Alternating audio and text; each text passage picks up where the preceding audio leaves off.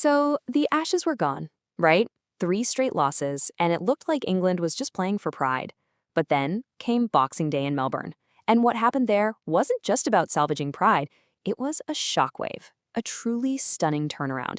So, how in the world did they pull it off? Well, let's get into it.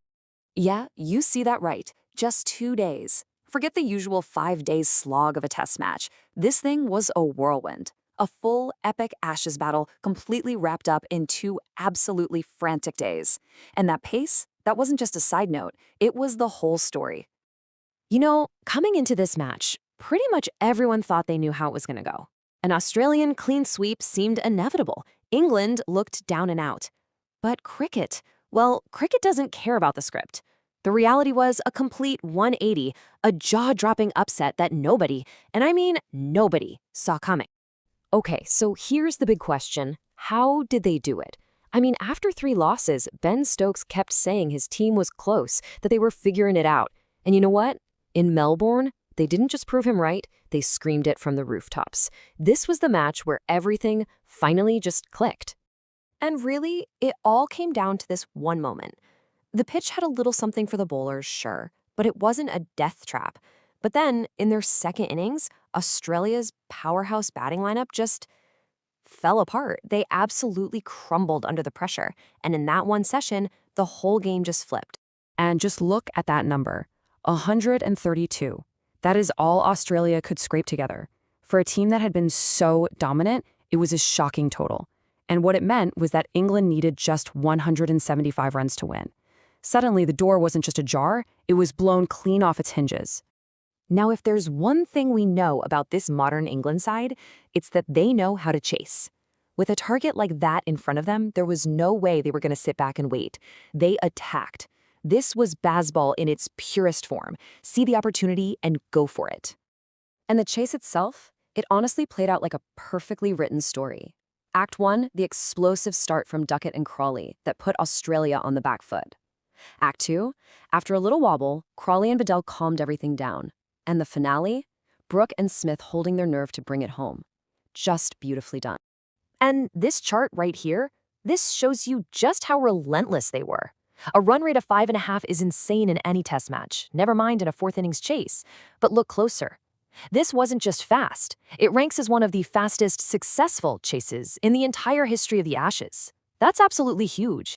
But the story of this match goes beyond just the win. It's about the absolutely wild, almost bizarre stats that came out of it.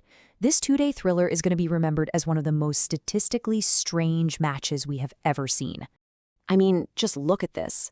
You have to go all the way back to 1888, that's over 130 years ago, to find Ashes tests that were over this quickly, the fourth shortest in history. It just goes to show you how much non-stop action was crammed into those 2 days. And then there's this little gem. Almost 600 runs scored in the match, and not a single player from either team managed to get a 50.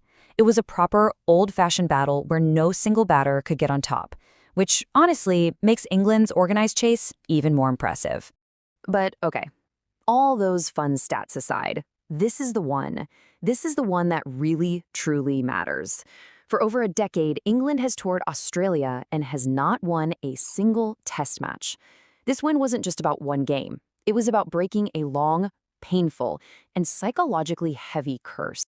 And this right here really puts it into perspective, doesn't it?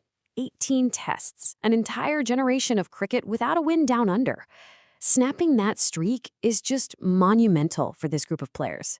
And you just gotta love seeing those 2 words right there, streak ended. All right, so they broke the streak. It was historic. But what does it all actually mean now?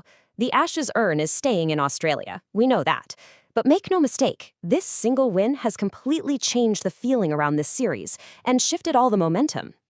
So let's boil it down. For England, it's a massive injection of pride, and they've avoided the dreaded clean sweep. For Australia, it's a serious reality check. The series result might be settled, but the fight for dominance is suddenly back on, big time.